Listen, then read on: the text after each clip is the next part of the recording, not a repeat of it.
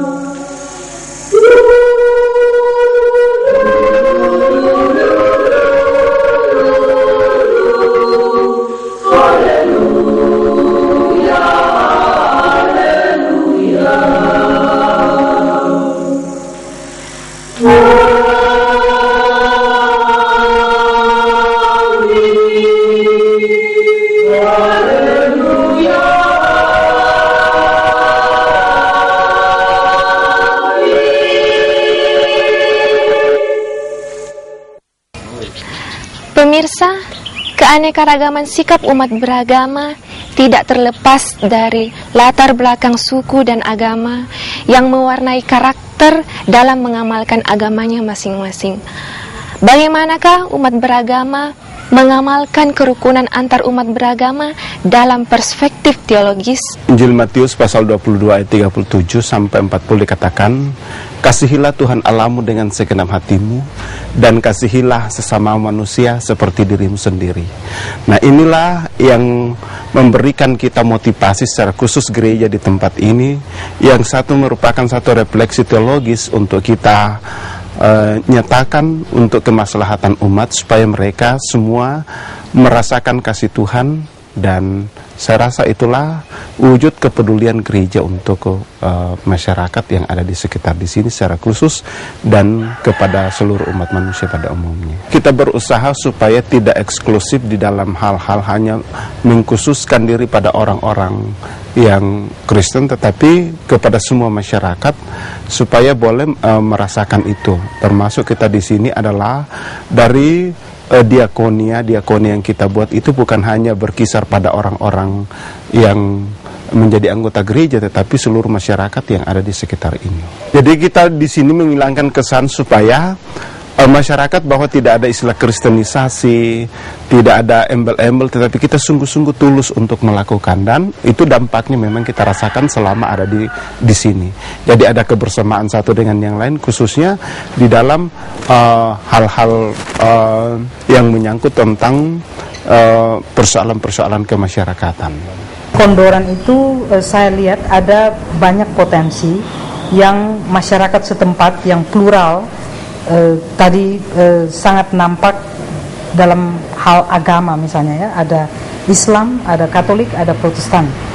Nah, saya kira kekuatan yang mereka miliki itu sebenarnya sangat potensial. Misalnya tadi disebut dalam percakapan di antara mereka, bagaimana mereka bisa membangun toleransi satu dengan yang lain yang sebenarnya mereka rasakan itu sudah ada. Nah, saya pikir ini sebagai salah satu hal yang benar-benar konkret. Mereka memanfaatkan kekuatan lokal itu, potensi-potensi lokal. Tadi tidak hanya pimpinan agama, tetapi ada masyarakat umum, ada guru, ada orang-orang yang memiliki kekuatan-kekuatan. Saya pikir penting sekali bagi mereka menjadi satu gerakan untuk pertama, bagaimana mereka bisa membawa keadilan, menampakkan keadilan di antara mereka. Karena itu sangat konkret yang disebut oleh seorang ibu dalam persekutuan mereka itu. Bagaimana sebenarnya mereka bisa membuktikan bahwa mereka sebagai umat beragama bisa melakukan hal yang sangat konkret itu. Jadi, nah, keadilan dalam rangka apa? Hidup bersama. Karena itu pendidikan itu tadi bisa dikembangkan.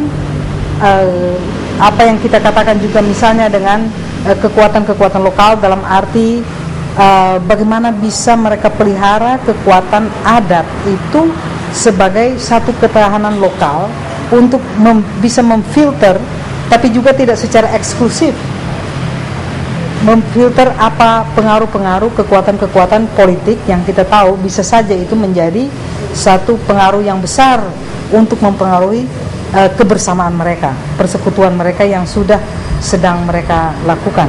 Dan saya kira itu bisa menjadi salah satu contoh dari kekuatan lokal yang sangat plural yang dimiliki oleh masyarakat di Kondoran. Saya sangat menghargai apa yang sudah sedang dilakukan oleh ibu-ibu, bapak-bapak di Desa Kondoran ya, dengan pertemuan-pertemuan bersama, dengan saling mengunjungi, dengan percakapan-percakapan tentang bagaimana Desa Kondoran ini bisa survive, bagaimana Desa Kondoran ini benar-benar bisa membangun satu ketahanan lokal. Ini luar biasa, dan itu yang sangat kita perlukan sekarang. Nah, kiranya semangat ini janganlah kendur. Apapun pengaruh yang akan datang, terutama bukan soal teknologi dan komunikasi saja, tetapi terutama soal-soal yang berkaitan dengan kepentingan politik. Jadi semangat yang ada sekarang itulah coba teruskan jalur itu, dengan semangat kebersamaan, dan segala sesuatu yang kita lakukan adalah untuk kepentingan bersama. Kerukunan antar umat beragama merupakan impian setiap orang yang merindukan kedamaian dalam hubungan antar sesama dalam kehidupan sosial. Semoga hal ini terwujud. Sampai jumpa minggu depan. Shalom Indonesia.